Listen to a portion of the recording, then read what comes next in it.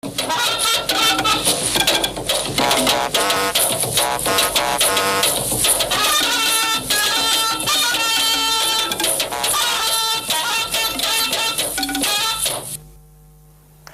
celebration galore for Nigeria as the Super Eagles swooped in and humbled the Rainbow Nations Bafana Bafana for a place on the finals of the AFCON 2023.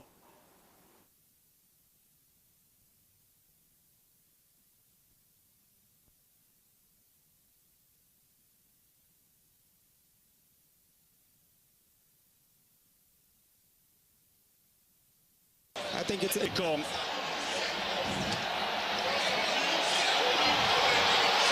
Straight down the middle and Nigeria lead. Stella Sublime soaring Super Eagles. Is this the seminal moment in the game? Nigerian hero in the 90th minute. Mokoena strikes firm, he strikes true, and he strikes through the heart of Nigeria. Back on level terms in Buake. It's 1-1 in the 90th minute. And are we set? With those beautiful goals, here's a warm welcome to our Midweek Delight. We're locked, loaded, and ready to deliver the goodies prepared by our correspondents from locations across the nooks and crannies of the country. Now to the business of the day. We bring you fresh stories of interest and occurrence from unique perspectives to spice up your evening.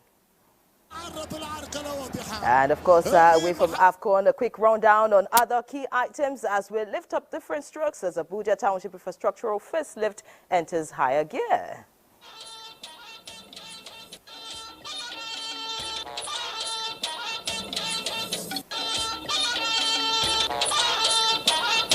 People should know that there is a process, there's a mechanism for speedy redress on ground. Presently, perpetrators are at best subjected to administrative sanctions.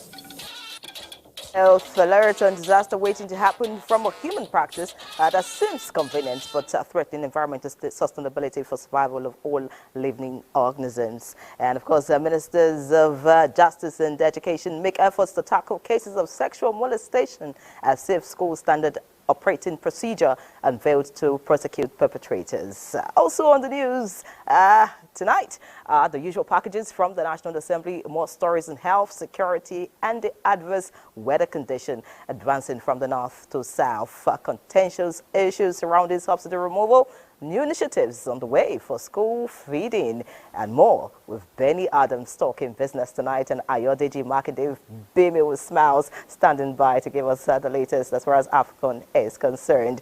It's a loaded package carefully produced to complement the victory of the Super Eagles. So sit back and relax as News Extra unfolds tonight. Remember, the proof of the pudding is in the eating. I'm Ian Ray John. Welcome.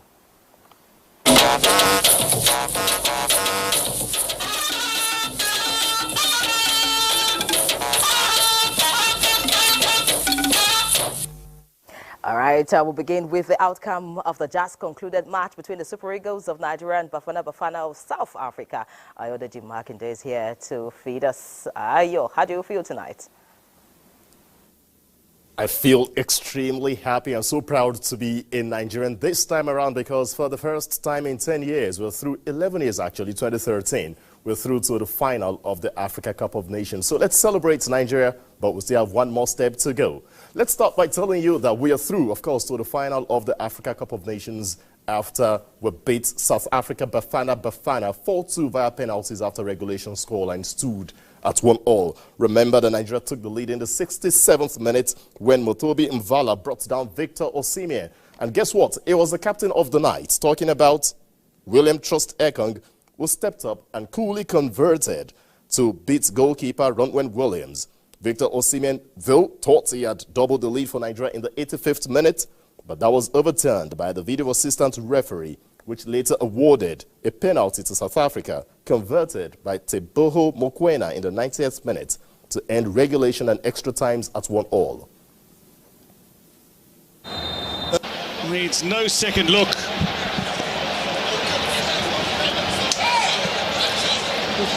I think it's a goal.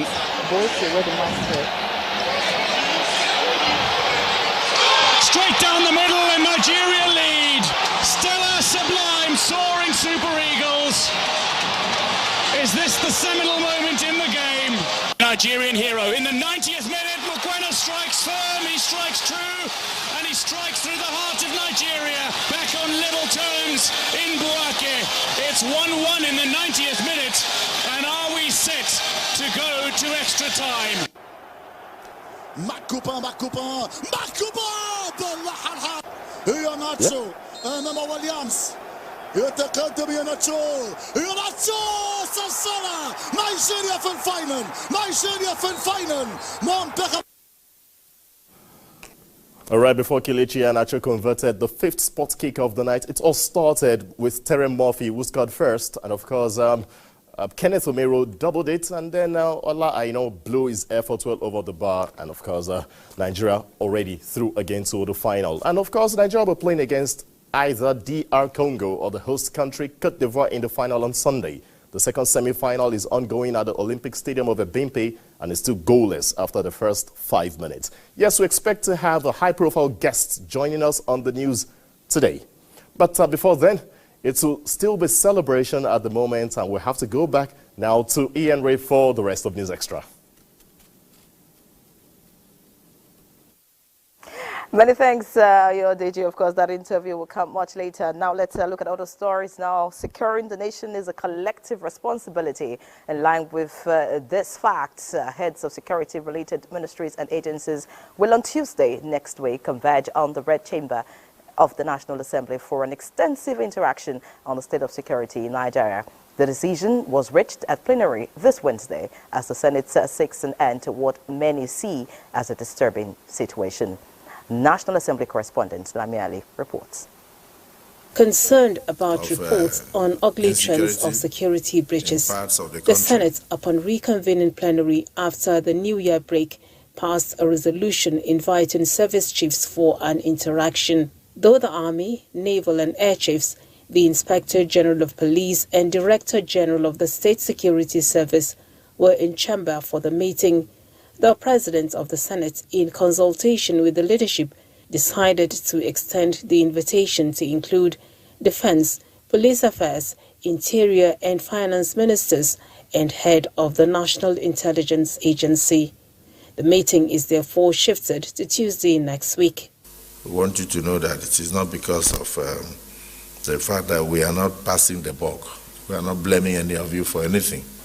We believe you are doing your best. We want to hear from you and also make contributions on how we can improve the situation.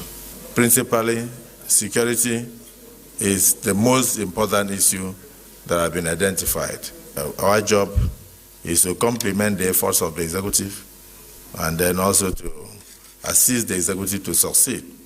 Because if the government of President Bola Ahmed Tinubu does not succeed, it means that we have all failed.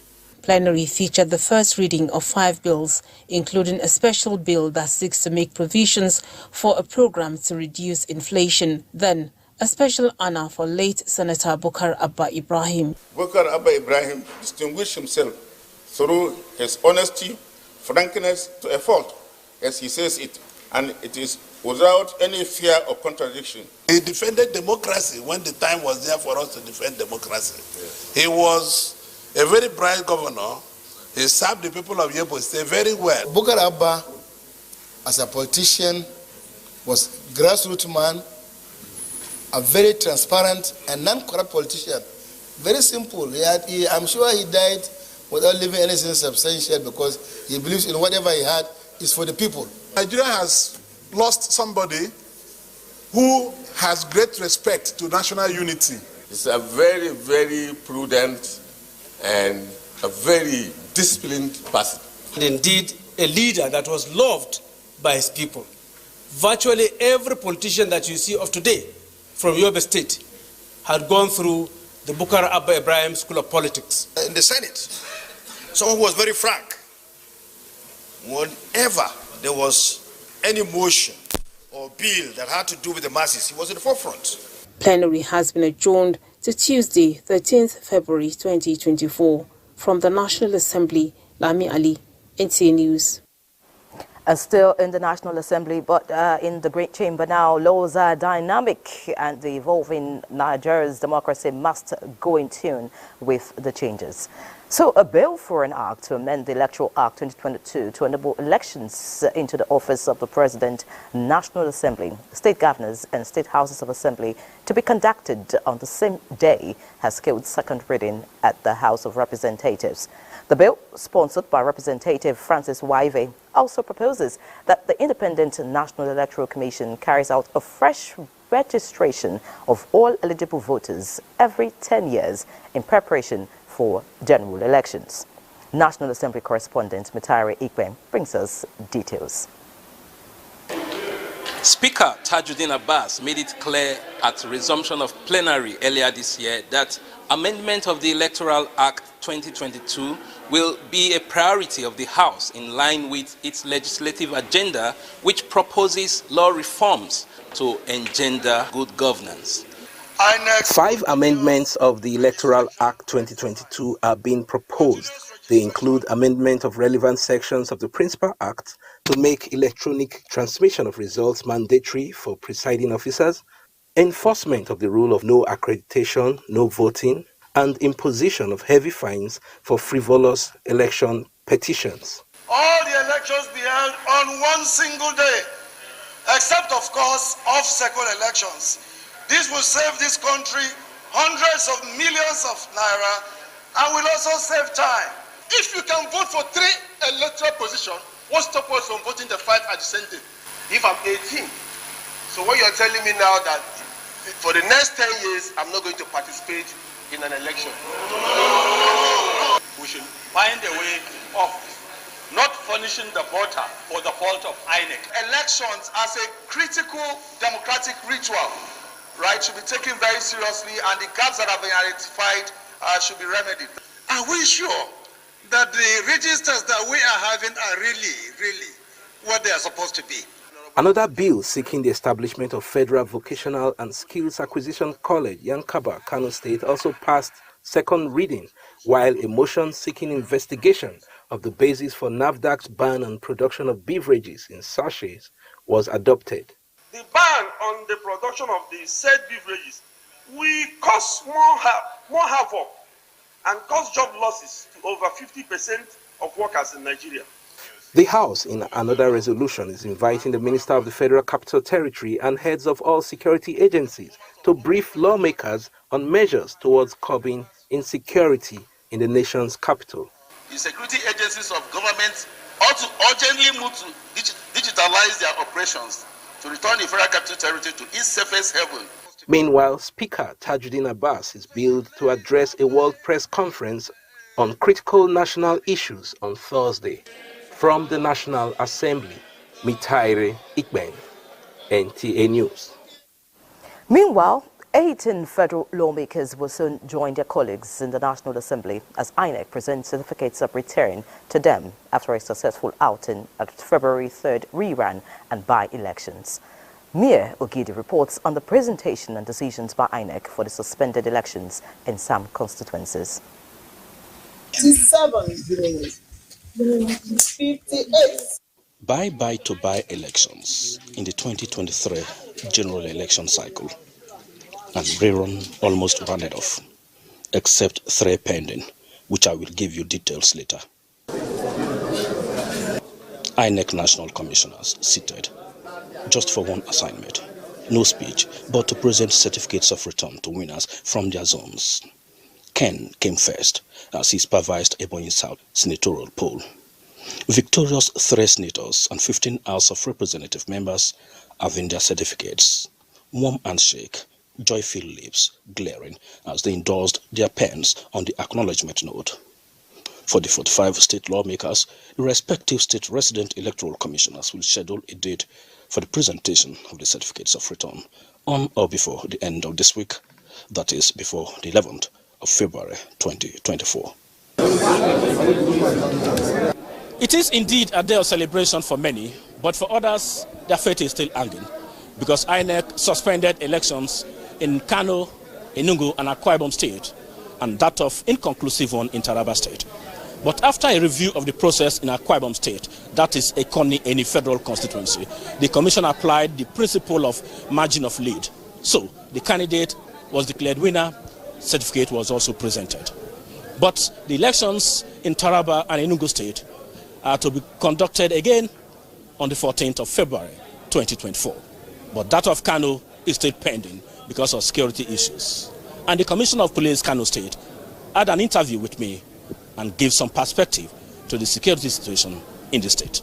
They wanted to cause mayhem, but the prompt intervention of the police and the combined agencies had prevented mass casualty in view of the election. With these elections almost coming to an end finally, attention will totally be shifted now to Edo and Ondo State, as the elections are scheduled for September and November this year. Mie Ogidi, NTA News. Indeed, bye-bye to by-elections in 2024. Many thanks, Mie. Looking at other stories now, to strengthen collaboration between Nigeria and the United States on mining development, both countries have formed a working group to work out modalities of a partnership. As a follow-up to a previous meeting in Abuja with the United States Deputy Chief of Mission, David Grain, the Minister of Solid Minerals Development, Dele Alake, led a Nigerian government delegation that met a delegation of the U.S. government on the sidelines of the ongoing Investing in Africa in Daba, Cape Town, South Africa conference.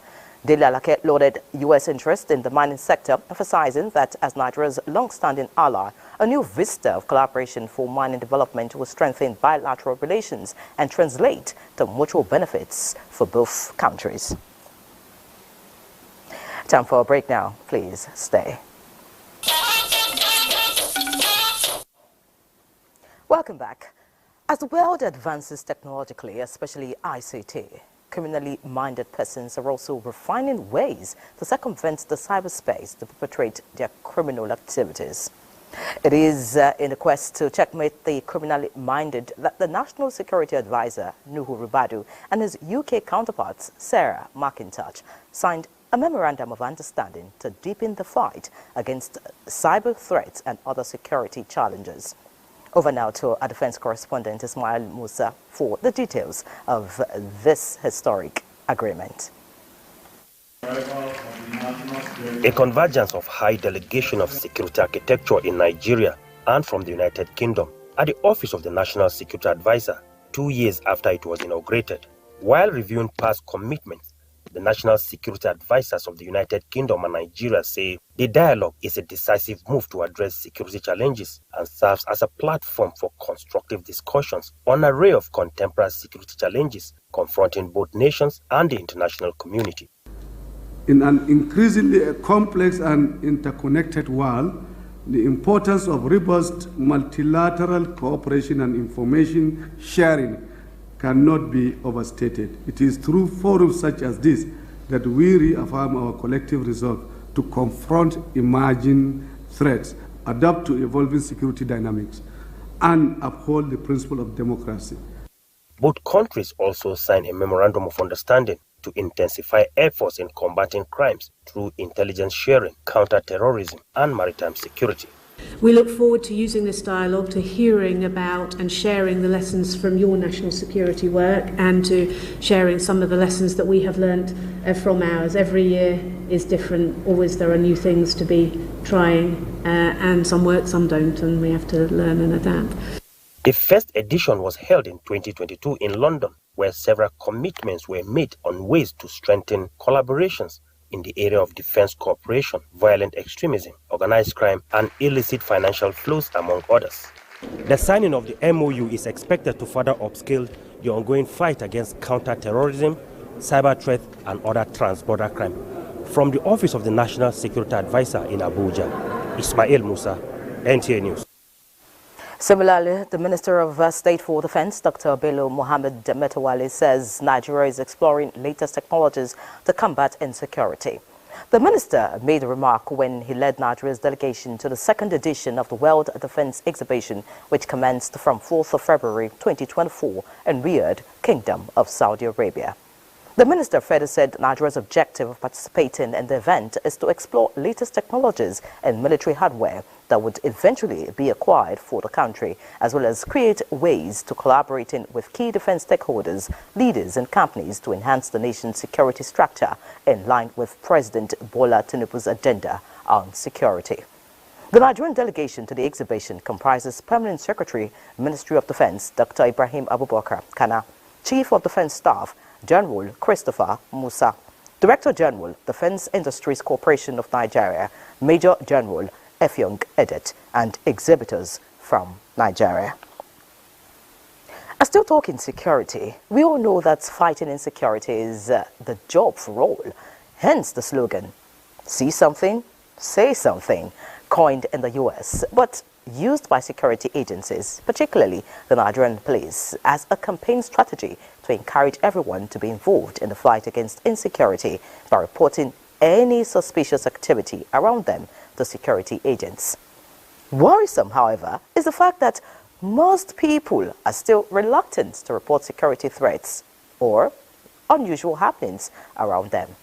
Kingsley Amajiri found out from some residents of Port Harcourt that the apathy to this is so great that some jokingly say, if you say something, you will see something. Let's find out more from Kingsley. Security infractions are common features that come with urbanization and growing population across cities. Insecurity is partly attributable to inadequate employment for citizens, with some resorting to unlawful means to make a living. If people are empowered and jobs are created, government make policies that will attract investors, and everybody that needs a job gets a job to work. I think it will help to reduce criminality. Say Something and Say Something, a campaign targeted at making members of the public contribute to the security of their domain by reporting vice, have no doubt remained a challenge. Cases where citizens provide security information and end up being victimized is one of the reasons why people are discouraged.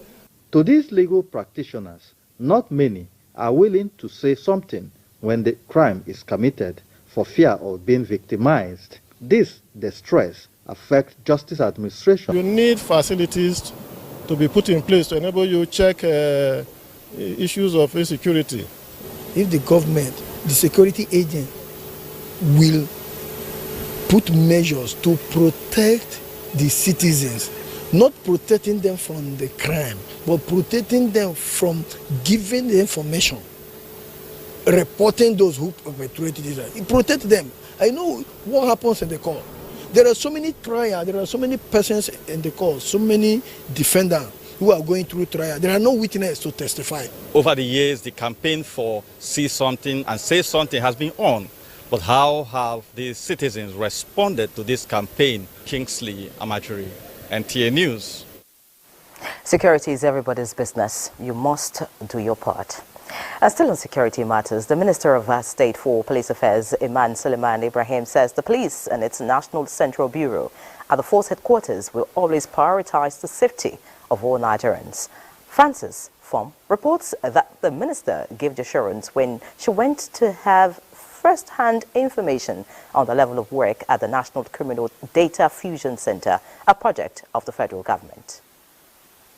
This is the building that houses the National Criminal Data Fusion Center, WAPIS, Interpol, and other investigation arms of the Nigeria Police Force. The building is currently receiving facelift, and the Minister of State for Police Affairs was taken around the building to see the level of job done so far.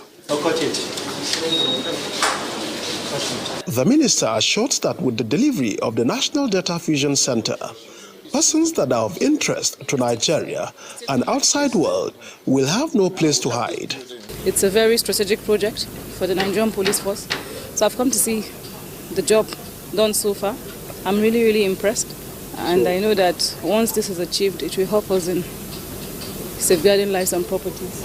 In the next quarter, we'll be having the project ready and all the relevant agencies that are supposed to contribute data will be brought on board to work together for a seamless collation of criminal data and analysis and dissemination.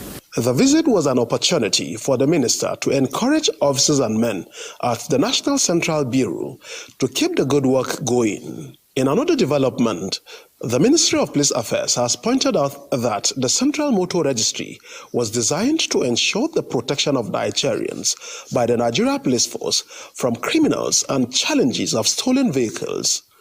This was at a stakeholders conference on improving internally generated revenue. Police force is about security. Police force is about safety. And police force is not about making money. But you have within your midst so many activities that can generate revenue to keep you moving without going back. The permanent secretary noted that the conference will enable participants to explore ways of imbibing the culture of professionalism and accountability in the revenue generation activities. Francis Form, NTA News. Away from security issues now, fuel subsidy in Nigeria, a product of social contract after the oil price shocks of the early 1970s, had subsisted for decades. Now the question is, has it really gone or not? The federal government's decision to suspend further fuel price increase despite rising global crude prices is seen by industry players as an attempt to mitigate the impact of soaring inflation. Ironically, this has led to concerns in some quarters as to whether subsidy is really gone. Where does it leave free market posture and government's desire to spend more on developmental needs? Lydia Samson will tell us more on this issue of the moment. Subsidy is gone. This pronouncement by President Bola Tinubu has remained indelible. However, with fluctuation and global oil price disparity, how is it that petroleum product prices, expected to be driven by market forces, seems stagnated in Nigeria? What the president says stands. Subsidy is one. That is why you could see the movement from maybe 190, 200 to where we are today, 620 and upwards. But at the same time, there is some level of regulation. Since the president came into power, he said there is no subsidy, and really there is no subsidy. And I know they will do everything possible to make sure that there is no higher rate to the marketers or to the consumers. They believe the suspension of petroleum product price increase and the ongoing subsidy shows government's efforts to balance the impact on consumers and address current economic challenges. The situation reflects the complex interplay of domestic and global factors influencing petrol prices in Nigeria, contributing to the current stagnation despite subsidy removal. Motorists on their part acknowledge that the subsidy removal has given them the option of choice due to price differentials. From my observation is that it's like the fuel price here is a little bit better and the nozzle here is also better because compared to other stations I've bought from the experience I've gotten, and I believe with other drivers too. This NNPC filling station, their price is a little bit cheaper because they are selling 617. While if you go to other stations, they are selling about 650, 660. Something with this fuel is that wherever you see TAS is patronized always, they start to have the best liter. That is it. But if you go to other station, you buy it at the rate of 640 naira, 700 naira in some places. Ironically, despite government's seemingly good intentions, the Nigerian government has been under scrutiny, followed by insinuations and suggestions that it is still paying subsidy on petrol. Hopefully, industry players' confirmation that subsidy is really gone may put these contentions completely to rest. In Abuja, Lydia Samson, NTA News.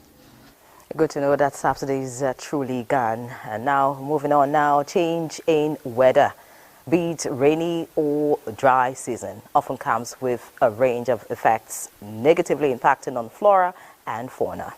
This reflects through variations in average daily atmospheric conditions such as temperature, humidity, dust, rainfall, and sunshine, leaving man susceptible to these variations coming with an array of disorders. Charles Arthur, in this report, takes a look at the ever-changing weather and the need to be wary of the effects, as it is not wise to throw caution to the wind. Nigeria is characterized by two distinct tropical climate seasons, the wet and the dry seasons. The dynamism in the weather condition during these periods also threaten the economic growth of sectors dependent on them. Man has had his own fair share of the impacts. Agriculture, fishery, and forestry are more predisposed to the adverse effects of the changing weather and climate change as a whole. During this period, temperatures may reach an average of 38 degrees Celsius, experts say. Environmental experts also believe asthma and some airborne diseases like common cold, flu, cough, and most times catarrh constitute some health challenges owing to low humidity and dry air, while wildfires and poor visibility are often major threats to human activities. I drink hot water, then I buy this rub to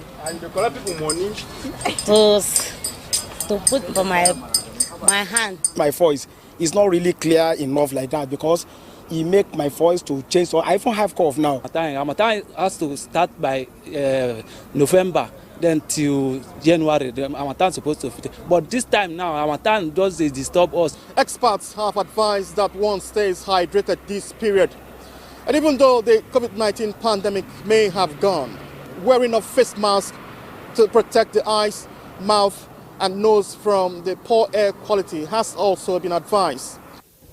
A review of the air quality index over the country revealed that, in fact, as a matter of fact, last week, Monday, the air quality was hazardous for human health. NIMET had, on a number of occasions in the year 2024, rolled out predictions to guide human activities during this period. Avoid exercising outside because you'll be inhaling lots of dust.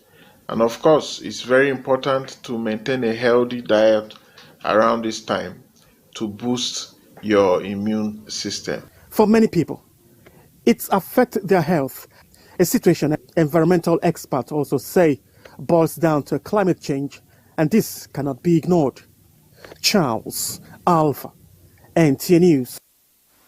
And still on the changing weather, residents of Lokoja are grappling with prolonged harmattan conditions and weather-related health issues, a situation experts attribute to climate change. Jonathan Amajali examines the shifting weather patterns as locals brace themselves for the upcoming heat period, which spans from mid-February to April. Extreme weather conditions are a major concern in Lokoja. While the rainy season poses a threat of flooding, the harmattan is also fraught with inclement weather conditions. Prolonged harmattan is one of the changes in the weather pattern. The dry and hazy conditions, however, are nothing unusual. According to Dr. Francis Akpan, Director of Public Health, State Ministry of Health, Kogi State. The cooler season comes with a lot windy with a lot of dust. And as you know from general geography, a lot of the dust is coming from the northern parts of the country across the Sahara Desert. So it's laden with a lot of bacteria, which we have noticed can lead to respiratory infections. The weather, to me, I like the way the weather is, because Lokoja condition is not waiting somebody who stay and say we will journey in the heat time. During the period leading up to the rainy season, between mid-February and April, Lokoja is expected to experience extreme heat conditions. There is an organism that usually thrives very well during that period, and it comes along with the dust. That is the cerebrospinal meningitis. The Nigerian Meteorological Agency, NIMET, had earlier predicted dust haze from Tuesday to Thursday across the country. In Lokoja, Jonathan Omajali, NTA News.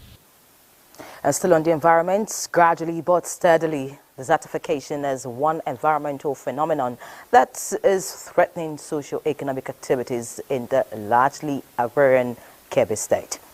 Correspondent Usman Abdullahi Shehu in this report takes a look at the impact of desertification on Kebbi State and efforts to reduce the environmental hazard. Major environmental disaster affecting Kebbi State is desertification. It has encroached the landscape of the people, and at this hazy and windy weather, it comes with a heavy dust capable of blinding anyone. In fact, it is on record that Kebbi State has so far lost more than 21 forest reserves to desert encroachment. This is also the reason why previous administrations in the state have collaborated with the National Agency for Great Green Walls Initiative to facilitate planting of 1 million trees along with other affected states such as Kano, Katsina, Jigawa, Bauchi, Gombe, Adamawa, among others. We have seen the effect of desertification because this year's weather has strong wind that we have not experienced before. We experience different difficulties every season. During rainy season, it is flooding. During dry season, excessive heat. And now we are in Harmattan, too much of strong dusty wind. But the situation still persists. As if this is not enough, people fell trees indiscriminately in the state to either make firewood or charcoal for cooking and commercial services. Trees stabilizes the environment, improves the productive capacity of the soils, and as well as it stops also what we call desert encroachment. Kebbi State have provide means of distributing seeds of different plantation to people, entire people of Kebbi State, so that they should engage people even at rural areas planting windbreakers. Kebbi State government has embarked on several enlightenment campaigns against the dangers associated with desertification and other climate change. In Birnin Kebbi, Usman Abdullah Shehu, NTA News. From whichever part of the globe you are, someone at this material time is holding a polythene bag or will be given one after every purchase. Although convenient to use, little consideration goes to how such is impacting negatively on the ecosystem, its inhabitants and animals in so many ways. Well, the non-biodegradable single-use material and other plastic wastes leach toxins into the soil, generate greenhouse gases when burnt, and massively pollute marine life. Indeed, a worrying scenario.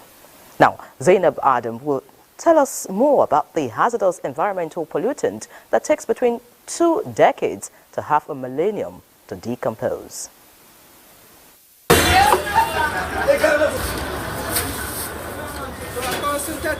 How do you dispose your nylon whenever you consume meat?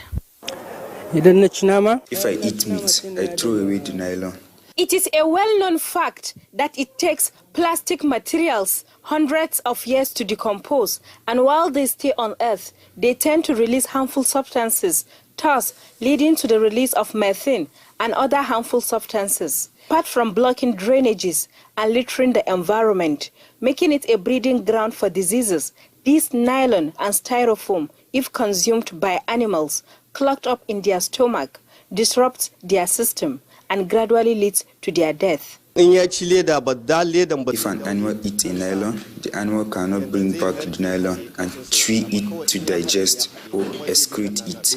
The nylon will only fall up in their stomach. The nylon will not allow the animal to eat food well. Imagine the negative consequences of the use of polythene and styrofoam on the larger environment. It affects the water table, and you can't easily get water within the environment. It is gathered that the Borno State government has a recycling initiative in place being implemented by the State Environmental Protection Agency and Borno Plastic Company. Youths that are living within the community, to give them certain amount so that they go and collect nylon to bring it. When they bring it to us, we have to sit down and measure it, and we pay them based on kilograms they provided. So we are going to use that to take it to these 2 agencies for them to recycle them. The recent move by Lagos State government to place a total ban on styrofoam materials is seen by environmentalists as not only commendable but necessary towards protecting the environment, among other positives. The 3 R's, recycle, reuse and reduce, are simple steps that can be taken by each person to keep the environment clean and safe. In Maiduguri, Zainab Adam, NTA News. Many thanks, Zainab, for the reminder. Now time for another break. The commercials need to breathe. Stay with us. Glad to have you back. Cases and incidents of sexual molestation of children and even minors have become regular news items in recent times. But a permanent solution is in the offing, as the Ministers of Justice and Education unveils a set of standard operating procedures for the use of prosecutors who prosecute perpetrators of the inhuman crime. Olabode Arewa reports that the unveiling in Abuja is in furtherance to public outcries against the evil practice of sexual molestation. Every child that is born into the world expects to be treated humanely, particularly when under the care of adults, in the school, or at play. But when such children are sexually molested, it leaves lasting physical and psychological scars on them. Now the Federal Ministry of Education and the Federal Ministry of Justice have formulated a set of standard operating procedures for those who are to prosecute the perpetrators of sexual molestation of children in the society. What we can do in the ministry is to ensure that for sensitization, because that is our preferred choice, that people should not do it at all.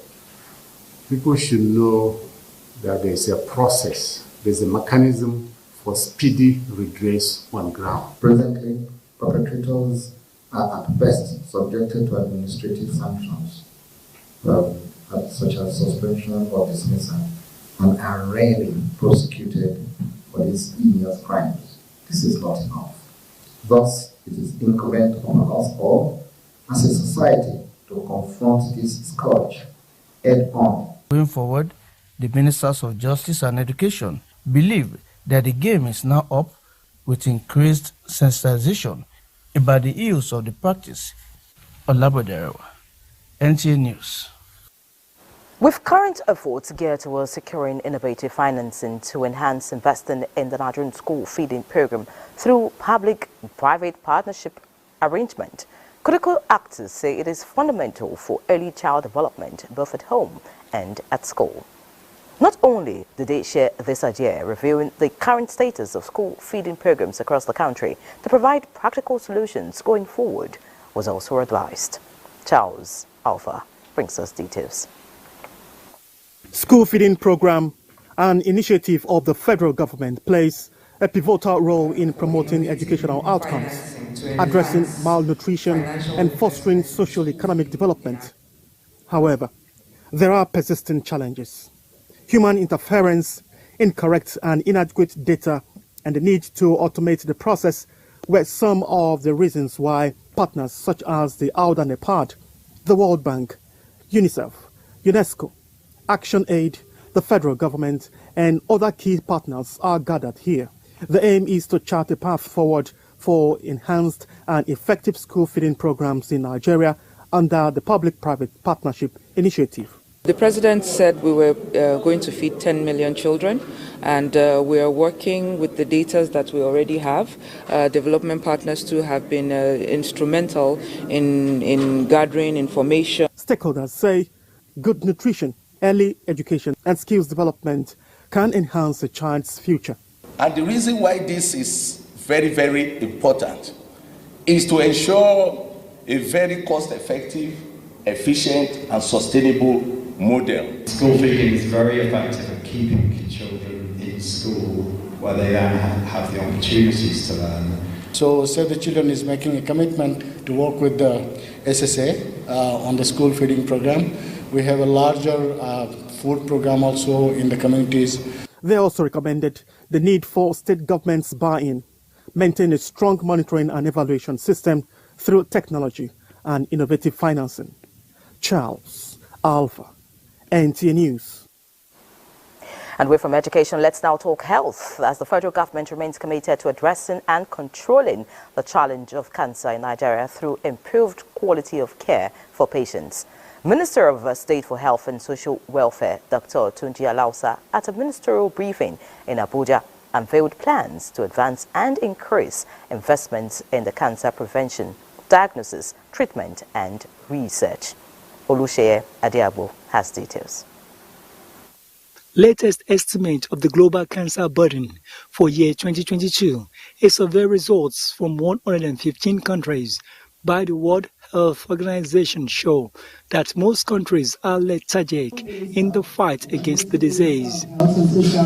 While cancer is still one of the leading causes of death worldwide, Nigeria's health authorities are speaking on several steps to address cancer challenges in the country, and the latest is the introduction of the human papillomavirus HPV vaccine for the primary prevention of cancer of the cervix and hepatitis immunization for the prevention of liver cancers. We have also provided a strategic guidance for National Health Insurance Agency to enroll all Nigerians, including cancer patients, into their health insurance. This will go a long way in reducing the cost of cancer care in the country. The Institute has commenced the process of improving, digitalizing and centralizing National Cancer Registry in Nigeria. There is a remarkable difference in cancer control in Nigeria. The political will that we have so long desired is very obvious now. We are also happy that cancer screening and treatment have been included in the priority intervention of the health sector renewal investment initiative. For development partners and other players in the fight against cancer, the situation of the disease across Africa is disheartening, but this renewed collaboration in Nigeria will indeed help close the cancer gap. In Abuja, Olusheye Adiagbo, NTA News. Away from health now, running with the federal government's economic recovery policy, the Advertising Regulatory Council of Nigeria, ACON, is repositioning for enhanced service delivery. So as part of its corporate license, the agency's new guideline includes a professional indemnity for member sectoral group. Full implementation is set to commence April 1, 2024. Diana Ajale has more. While efforts are being channeled towards reforms in all ramifications, the Director General, Advertising Regulatory Council of Nigeria, ALCON, said sanitizing the advertising industry in Nigeria to revert the negative trajectory linking the industry is imperative. He said there's an urgent need to replace the current capital structure and working capital requirement of the advertisement agency with the professional indemnity that is renewable annually. Regulatory guideline will be issued as soon as a position is taken on this. On the implementation of the 45 days credit threshold in the Nigerian advertising industry. Any organization that offer payment threshold outside 45 days credit policy will be tagged as economic saboteur of the Nigerian advertising industry. ALCOM, a regulatory agency of the federal government, is insisting on local production of advertisements as an avenue for more job creation for teeming Nigerian youths and promote economic prosperity. We will continue to stop the capital flight and the development of other economies by our own organization going out of the country to produce adverts meant for the Nigerian market. All commercials to be exported to Nigeria should be produced in Nigeria. Effects of illegal advertising practitioners, effective collaboration with relevant stakeholders for improved service delivery, professional indemnity insurance, among others, were some of the issues addressed at the media forum. In Lagos, Diana Ajale, NTA News. In other news, Italy in Europe, Canada in the Americas, South Africa in Africa, and Malaysia in Asia are the first batch of the launch of automated passport application built for 8th March this year. Minister of Interior Olubunmi Tunji Ojo gave the assurance at the Diaspora Virtual Lecture Series via Zoom webinar. Deborah Bala Bubu reports. 7 out of 10 calls to the Nigerian High Commission in the UK are passport related. going forward is for us to be able to maintain the standard and improve on it on a daily basis. Nigerians in diaspora unleashing their burdens on various issues, with promises of hope coming from the relevant stakeholders. The lecture series, which dealt on the new passport policy and its processes for Nigerians in diaspora, with most of the demands to be sorted out before too long. This is a platform to have the Minister and the Comptroller General explain what this process means.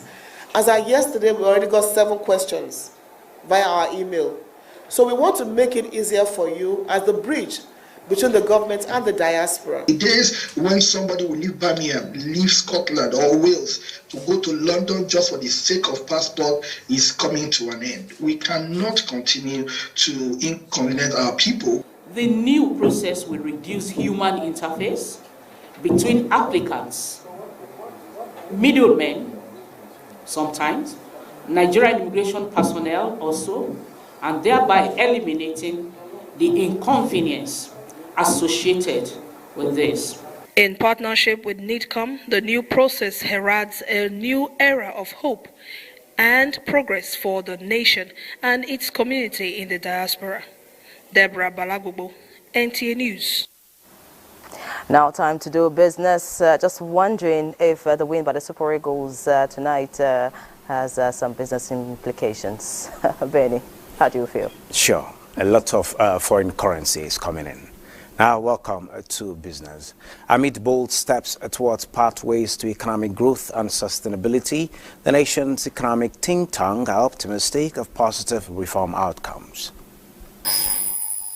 Our easiest and quickest route to a better living standard for all Nigerians in the short term is raising oil production, oil exports, oil sales, bringing in foreign exchange. To effectively mobilize revenue within the country, you need to register all movable assets, which is we human beings, have immovable assets. And then you must have link with both. When you have NIN, your plate number, your house address, your bank account, everything is linked to this primary source of identity. Then we can then drive compliance. Now, attracting investment into Nigeria is no longer a federal government affair alone, as the subnationals are also taking center stage, with Benue being the latest among the states. Fitch ratings of B negative, long-term issuer default rating, and a national long-term rating in addition to the state's standalone credit profile is assessed as stable outlook. This rating reflects Fitch's assessment of the state's ability to support long-term credit lines and highlights ability to meet financial obligations and attract investments. And for the government, the acknowledgement stands as a testament to commitment towards implementing sound fiscal policies, promoting transparency, and fostering economic growth.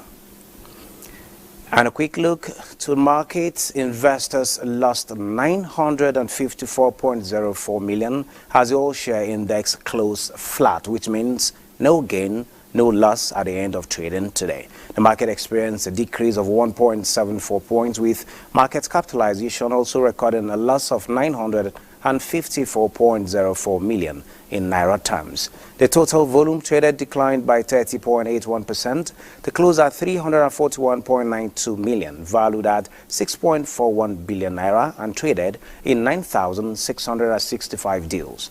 Transcorp was the most traded stock by volume, with 39.90 million units traded, while GTCO was the most traded stock by value, with 1.02 billion units traded. At the close of trading, the market recorded 17 gainers, 35 losers, and 69 remained unchanged. Well, that is Business News. Network News continues with Iyere John. Iyere, it's nice doing business with you as the celebration continues. Of course, looking forward to celebrating after the news. Now, still talking some business stories, the foreign exchange market has been alive with issues. Now, the Central Bank of Nigeria is appealing to Nigerians to support the Naira by patronizing local goods, as the Apex Bank is working to stabilize the forex market. This was the position of the CBN Governor, Yemi Kadusu, at a session with lawmakers. Musa Abubakar reports.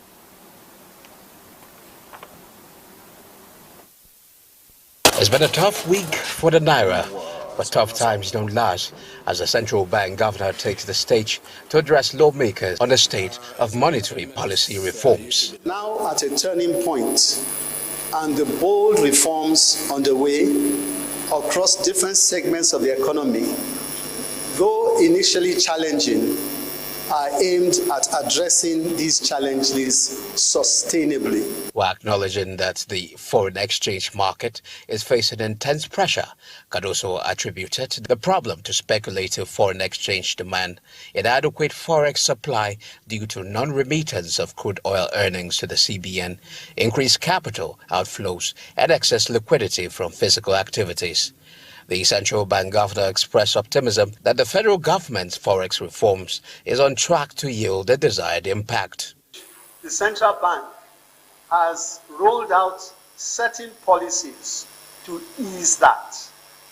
That includes the need for the banks to maintain less of an open position or no position in certain circumstances. The NMPC has commenced the process of moving the accounts and opening accounts with the central bank. From stable to positive ratings, Cardoso said the rating is a sign that monetary reforms are on the right track while calling for attitudinal change to patronize local goods in a bid to strengthen the Naira. One of the great dollar outflows over the recent past has been medical and education and a whole host of others. But all I was trying to illustrate is that we also need to have an attitudinal shift. That attitudinal shift to start to benefit our local economy, whereby we buy locally and we patronize local production. The CBN governor assured lawmakers that liquidity is being addressed as portfolio investors are returning, saying that the apex banks will not hesitate to wield the stick on banks that fail to comply with the rules. In Abuja, I am Musa Abubakar, NTA News. Similarly, the World Bank continues to demonstrate its unwavering support for Nigeria's development priorities as the country takes critical steps towards economic reforms.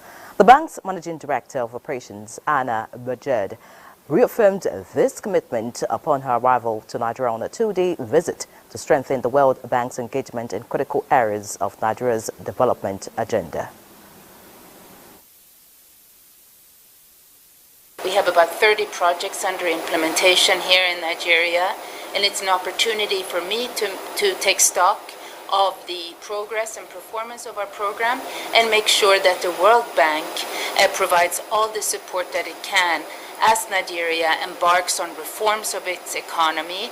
And the World Bank has been part of that whole process, helping us in the energy sector, provision of electricity, helping us with the social sector, women, out-of-school girls, and so on and so forth.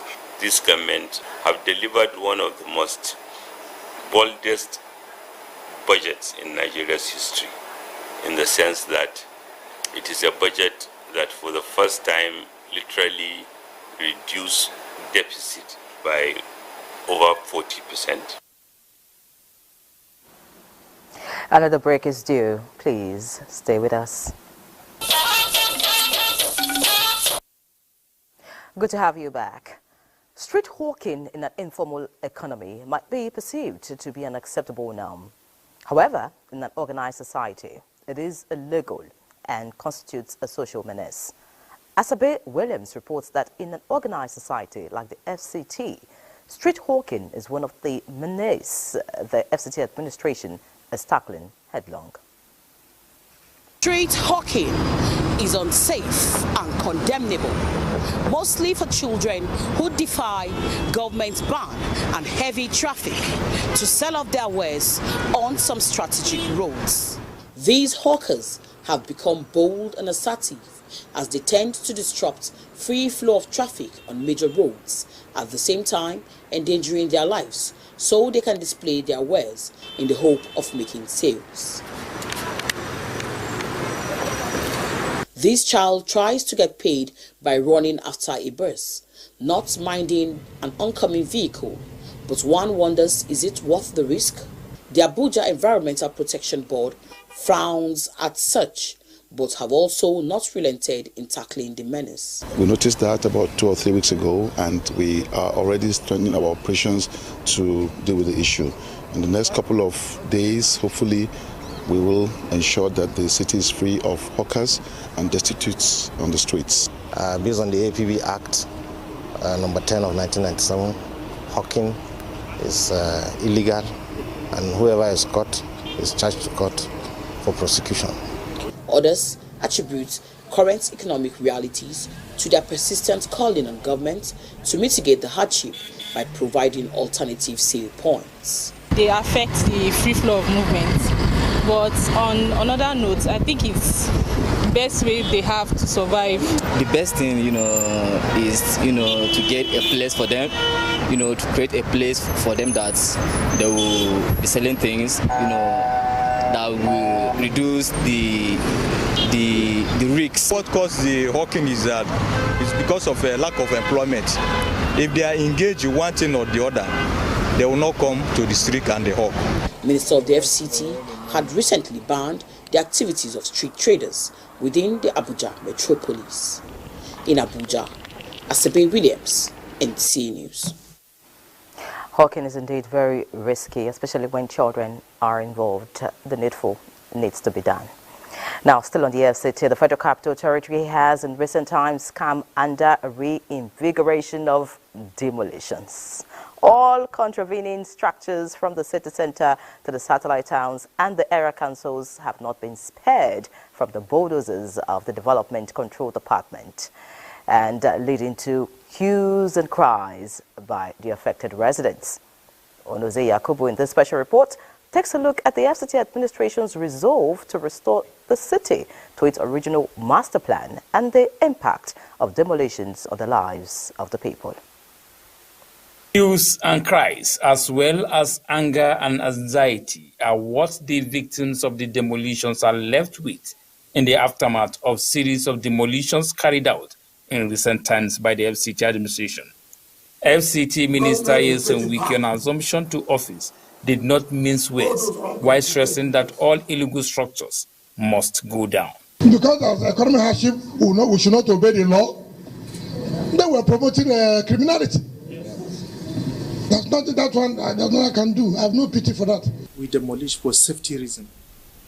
Sometimes we demolish for security purpose, and sometimes we demolish for failure to comply with standards and regulations. Before we do any demolition, we follow due process. Most of these illegal structures, they don't have an address. In those places, you see them build these illegal structures, and these criminal elements always look for where they can hide to hibernate. With most of the cleanup exercises already done and dusted in the affected communities, the question on the lips of many is what happens to the demolished environments that are usually left fallow after the exercise. In line with the Abuja Master Plan, some parts of the city have been reserved for green areas and recreational centers, as well as other facilities. This parcel of land was the popular Apple Duty Pantika Market, one of the scavengers' colony within the nation's capital, which authorities say is one of the hideouts for criminal elements. As you can see, the demolished environment has been reclaimed. Demolition of this Pantika, it helped us a lot because before most of them used to disturb us in the night around this area. Their market was helping us somehow, but although the market is not that better than the safety of the land. While the FCT administration remains resolute about sustaining the cleanup exercise to rid the city of any nuisance, prompt utilization of the affected places that were greeted by the FCT demolition train will continue to generate mixed reactions among the residents. Onoze Yakubu, NTA News. There's no denying the fact that roads are arteries for economic growth of any society. No wonder residents and motorists flying the Aba-Ikotekpene highway are excited as construction work, courtesy of the federal government, is ongoing. Ikechukwu Ndukwe reports that it is a dream come true with the connection between Abia, Akwa Ibom states and other parts of the country being enhanced decades after the road became dilapidated and was abandoned. 21 kilometers of road from Opobo Junction, Laba, to Ikorekpene in Akwa Ibom State has been impassable for more than 20 years, even when there are no alternative means of transportation, either air or water, making the commercial city lose lots of businesses and tourists, as many who prefer to use alternative may have to spend more of their productive hours on the road instead of less than an hour if Aba Ikorekpene Highway were to be in good condition. I've seen a difference from these present governments. They are trying, they are really trying. I thank the government that's awarded the contract. I'm appreciated for the road because how many years now we are suffering for the road. We are so happy because it has been long now, but we have been suffering because of this bad road. When completed, Abia and Akwa Ibom states will bounce back to volumes of trading activities, including exchange of agricultural products. Ikechukwu Ndukwe, NTA News. And back to the match tonight, talking about the Super Eagles and the Bafana team. The Minister of Information and National Orientation, Mohammed Idris, has hailed the Super Eagles for their resounding victory over Bafana of South Africa in the semi-finals of the African Nations Cup, describing their performance as the stuff of legends. The minister said the Super Eagles displayed remarkable talent, determination and teamwork throughout the match, showcasing the true spirit of Nigerian football. He said through their indomitable spirit in pursuit of victory, the Super Eagles are inches away from clinching the coveted trophy for Nigeria.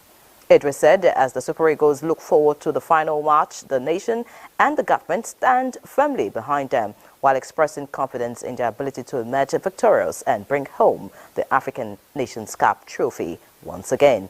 The minister, in a statement by his special advisor, Rabiu Ibrahim, called on all Nigerians to continue supporting and cheering the Super Eagles as they strive for greatness in the final match. Stressed that the team carries the hopes and aspirations of an entire nation on their shoulders.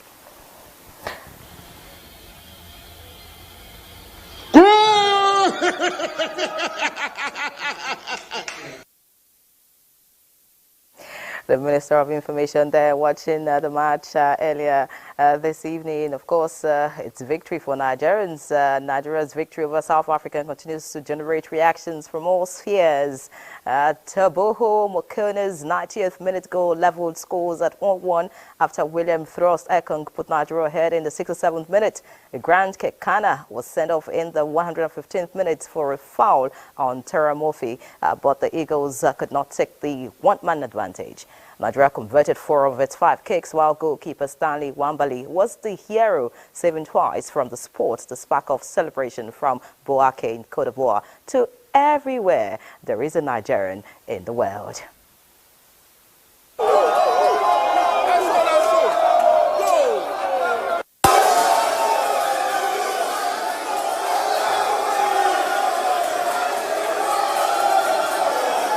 Vamos, go!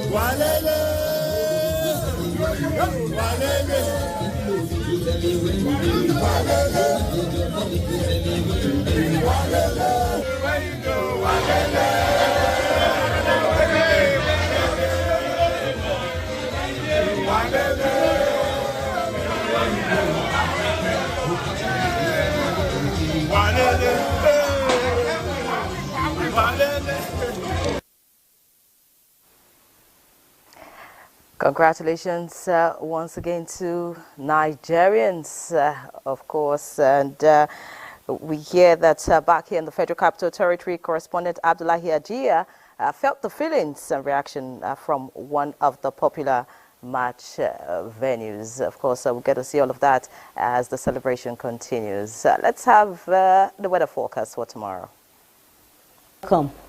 Very poor horizontal visibilities were reported across the northern parts of the country, which led to delay and cancellation of flight operations. And we don't expect improvement in the next 24 hours, as thick dust is still expected to prevail over the region, though few places should have a little improvement. The central cities down to the southern region are also expected to have poor visibilities within the range of 1 to 3 kilometers, and even less than 1,000 meters over some places.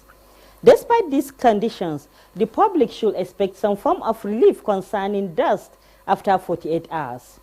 Air quality is still very unhealthy over most parts of the country. Now let's see how this weather affects the temperatures. Thank you for watching.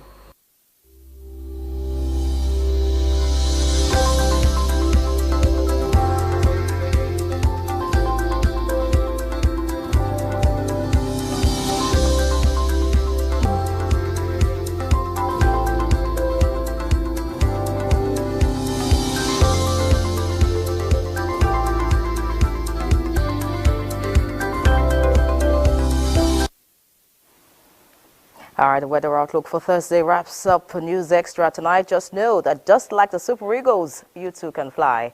And me and Ray John have a swell night.